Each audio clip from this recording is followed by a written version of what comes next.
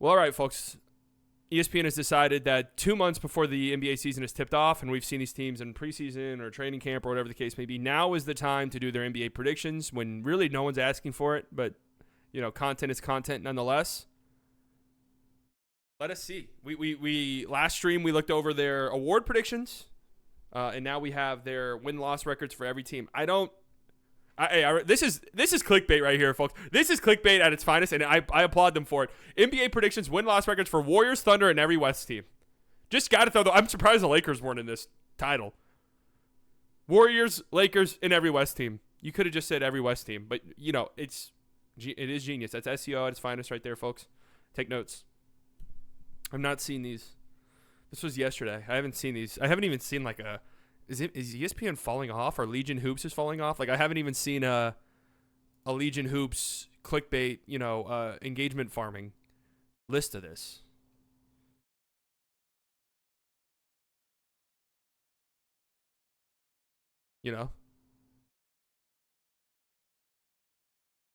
Also, same narrative gets recycled like Luka came out of shape every year. Yeah. Instead, Legion Hoops is posting this. Neon, who the fuck is Neon? I don't know. Neon says it's harder to be a streamer than be in the Olympics. Per drama alert. Agree? Legion Hoops. Per drama alert. Folks, the NBA season needs to start immediately. Okay? Immediately. They need to up the schedule. They need to move the schedule up. All right, so here we go. Start with the Oklahoma City Thunder with 57 wins. That's what the experts are predicting. That sounds about right to me.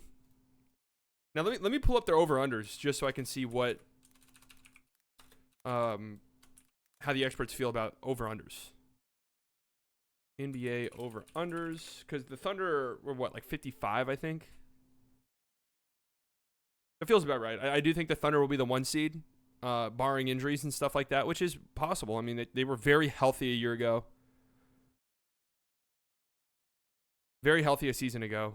Dude, the way that FanDuel has this all played out is just so fucking bad. I don't want to have to click on every single team to figure out what their over-under is. But the Thunder's over-under is 56.5. So ESPN experts think that they'll be over that. Timberwolves at 54. So, I guess for me, where I've circled back, and this is 2 wins over their projected win total by Vegas. Where I've circled back on the Timberwolves is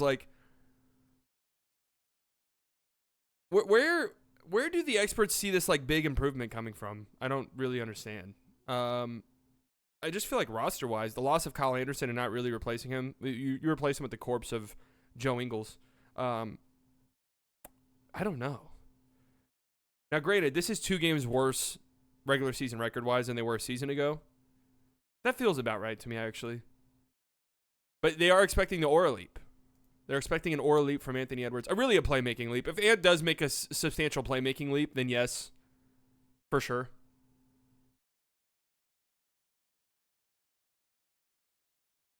They'll still be a really good regular season team. Mavericks at 3rd, 52 wins. That is 2 wins better than last season. That is 2 wins above their win total. I do think the Mavericks, assuming that they're healthy,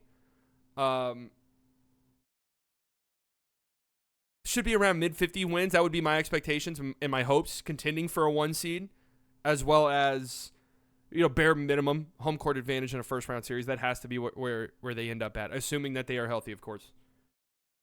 Remember, they won 50 games a season ago, dealing with so many injuries, completely revamping the roster at the trade deadline.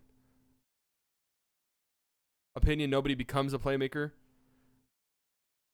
You get better at it. Devin Booker unquestionably got better as a playmaker over the course of his career, right? Denver Nuggets at 52 wins. This, of course, would be 5 wins worse than they were a season ago. That kind of sounds about right to me. 52 wins, around there. This is also over their win total, which is currently 51.5. The Nuggets will still be good, obviously. Just really worried about Jamal Murray, man. Really worried about it. But if Christian Brown takes a step, Peyton Watson, one of those guys takes a step, then they'll still be really good. Phoenix Suns, 49 wins. This is the same exact win total they had a year ago. Anytime I think about the Suns, I warm up on them. Now, there's a lot on the back of an old Kevin Durant at this point. I feel like you got lucky with Nurkic last year, given his injury history. You know, Beal's hurt all the time. But, man, I just can't help but feel like they're going to be a good team.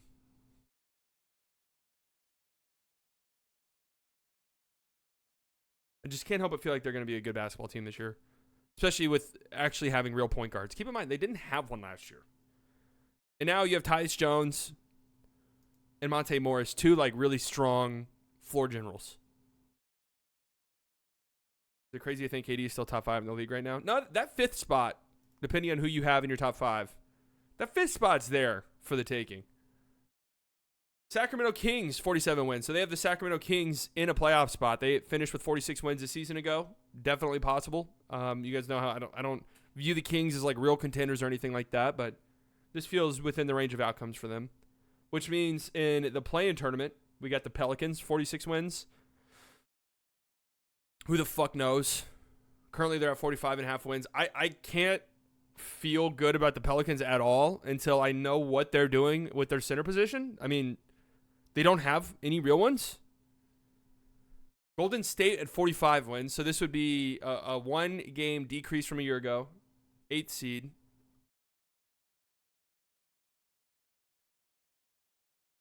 Somebody laid out the Warriors roster, and they were like, this looks really good. It was a Warriors fan, obviously, and I was looking at it, and I was like, I like felt pretty good about the Warriors entering the season, but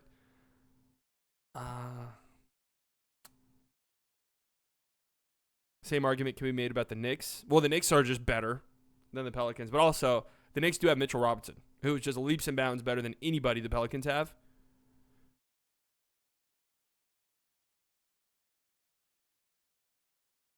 Memphis Grizzlies at 44 wins. So they think the Grizzlies are a play-in team. I think the Grizzlies could very easily be a top 4 team in the West. And the more I say that, then you look at the teams, and it's just kind of like a lot would have to go right for them. You know what I mean? But they have the Grizzlies going under their win total by 3 games. Interesting.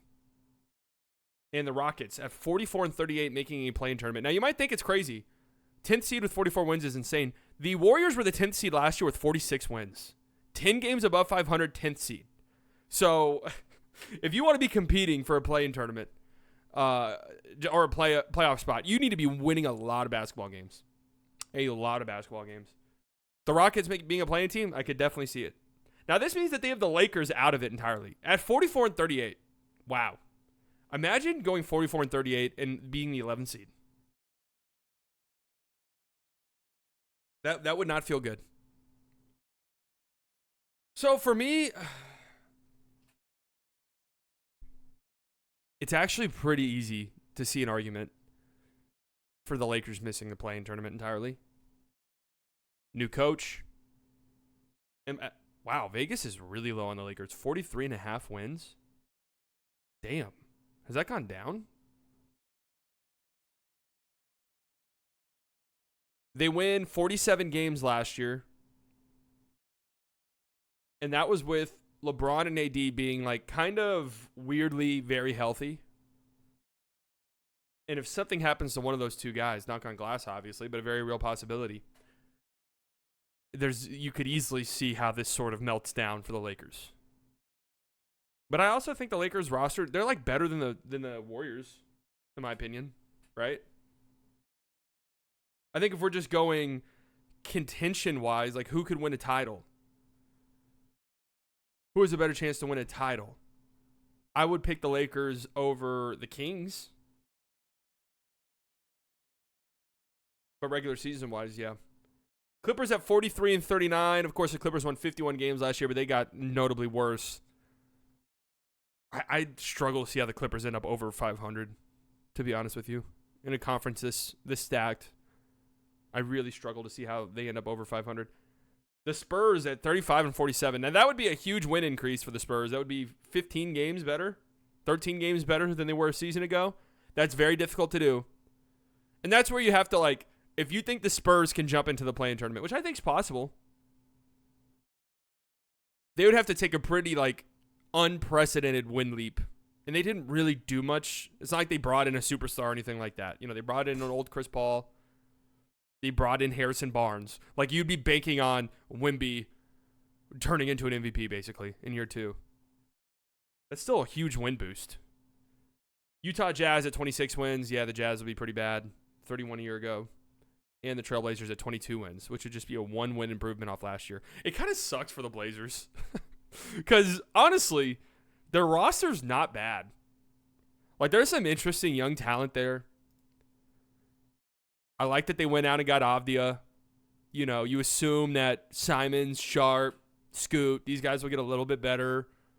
Avdia will still probably get better. Ayton. You know, Jeremy Grant's there, but somebody's got to lose in this conference, man. Tumani Kamara leap. There you go. Somebody's got to lose in this conference. There's only 2 to 3 teams in the West that absolutely suck. I would say 2 teams in the West that absolutely suck. Like, you could say Jazz and Trailblazers, but even then, it's not, like, the Jazz don't have a horrendous roster. They need to fit. Like, the conferences are so out of whack, so out of it right now. And it's funny because I think we were only a year or 2 removed from people being like, hey, the East is actually as good as the West now. It's not even remotely close. I haven't really like sat down and thought about my predictions yet because, again, we have 2 months. But nothing feels like super off here. It just feels pretty safe. Win-loss records for every East team. Let's see here. Celtics with 61 wins. So their over-under on FanDuel is what, 58 or something like that? Yeah, 58.5. I really struggle to see them getting... I just struggle to see them not winning 60 games again. Unless they just, like, don't care. And KP's out till, like, February. Which is possible, I guess. Knicks with 53 wins. So a 3-win improvement. I actually like this. I thought that they would have the Knicks at like 57 wins. This is about right for me. They had 53.5 wins as their over-under on FanDuel. And I said when Nick and I did like our over-under sort of peak thing, I had the Knicks as one of my under locks.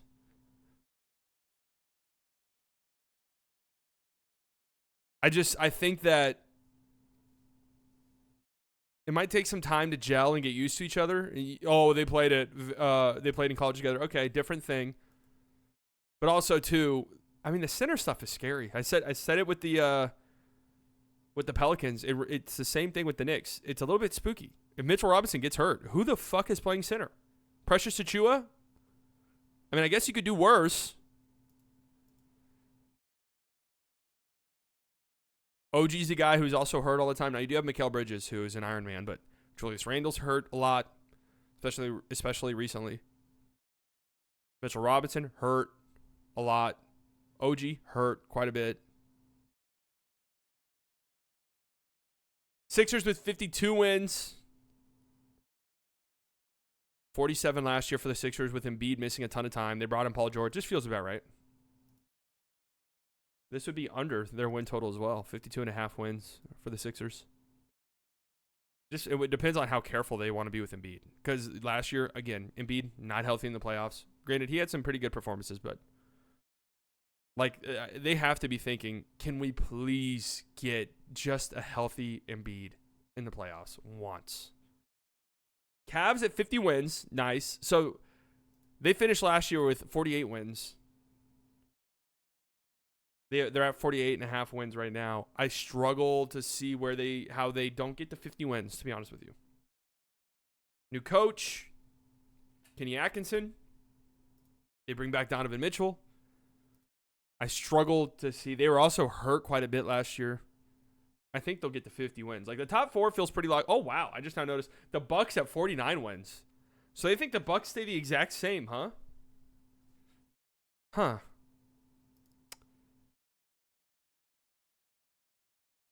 Bucks win 49 games last year with how up and down their season was. How do they not get to 50 wins?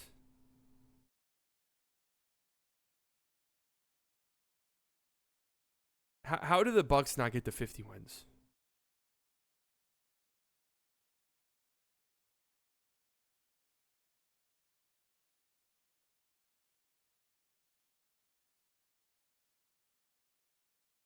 All our boys are partying on a boat together. I did see that. Unless you just think the Dame and Giannis pairing is cooked. I don't know. Such a weird year last year. Full season of Doc Rivers tax? All right, that's fair. Magic at 47 wins. That's where they finished a year ago. Similar thing. Like, how did the Magic not get better? But then you think about it, it's like, I mean, some teams have to lose. You can't just predict every team to be better than they were a season ago. Like, obviously the Magic are a better team than they were a year ago, but I could see them having around the same record. Because I feel like the East will be a little bit more difficult this year. So Indiana, who made the Eastern Conference Finals a season ago. Now, did they get a little bit lucky? Yes. But 46 wins. They won 47 a year ago. This feels about right. I would put the Pacers below the Magic and every team ahead of them. Although I do kind of like the Pacers this year, though. The Heat winning 45 games. Oh, my God. Look at the drop-off. I was just about to say the fucking Hawks in the play-in, but they have the Hawks going 31 and 51, 20 games below 500, and making the play-in tournament. Mind you, in the West, they had, who was it? The Warriors finishing 12 games above 500. Dude, they need a shift. I don't know. Maybe they just have to get rid of conferences and just do the 16 best teams in the league.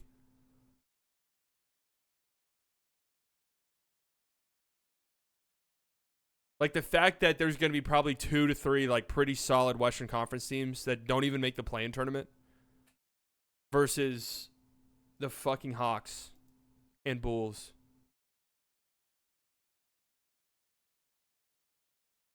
All right, so I can't though. Oh my God, they have the Hornets at 21 and 61. What? The Hornets went 21 and 61 a year ago. There is no way the Hornets are that bad again. I'm sorry. I'm putting the Hornets in the play-in tournament. Straight up. I'm swapping them in the Bulls. Or the Hawks. I guess the Bulls. The Hawks don't really want to tank. How? There's no way the Hornets are worse than the Nets.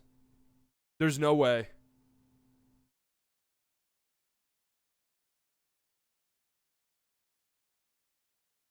Tell you guys how many wins do the Hornets get? Let's give the Hornets 35 and 47. Let's go 35 wins for the Hornets.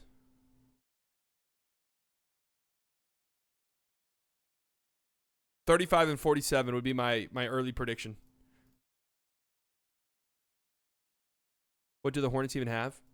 I mean, dude, LaMelo Ball missed most of last season, was averaging like 30 points a game over his last 10 games before he got hurt. Another year, another Hornets copium. Man, I don't give a shit. 1 year I'm going to be right. 1 year I'm going to be right. Turmoil, turnarounds, and biggest questions. Biggest turnarounds, turbulent teams, and the biggest questions. Team turnaround. Wait, did we read this already? We did read this. Conference and NBA Finals predictions. Ooh, let's see this. Let's see this. Who will win the Eastern Conference? The Celtics. Again, pretty comfortably. It would be my prediction, at least. Celtics. Sixers at number 2. Interesting. Knicks, Bucks, Cavs. So me personally, I would go Celtics number 1. Just currently, without really thinking much about it. I think I'd have the Bucks number 2. I think they just have the highest ceiling. Then probably the Knicks, then Sixers. And then after that, I don't think there's really a case for too many other teams. Who will win the Western Conference Finals? Here we go. Thunder, overwhelming favorites. Timberwolves, Mavs, Nuggets, Suns, Lakers. Lakers? What did the Timberwolves do over the last year? They lost in 5 games to the Mavs. And the Mavs got better. Mavs versus Hornets in the finals would be a movie. I'm okay with the Thunder. The Thunder improved their roster dramatically, and they're just getting older. So I get it. Who will win the NBA Finals? If I had to pick right now, I'd say Celtics again. Celtics pretty handedly. Thunder, Sixers, Nuggets, Bucks, Knicks. And the Mavericks do get some votes.